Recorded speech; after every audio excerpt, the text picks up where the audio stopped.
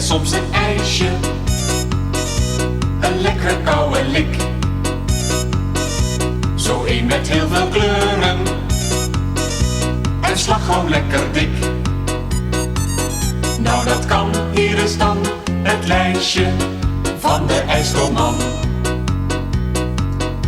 We hebben er eentje met vanille en een cornetop, dat zie je.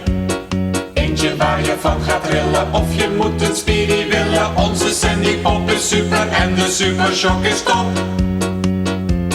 Eentje met de smaak van mokka of laat jij die liever staan? Wil je eerder een kontiki of een ijsje met banaan? En voordat het gaat smelten, is jouw ijsje al lang op.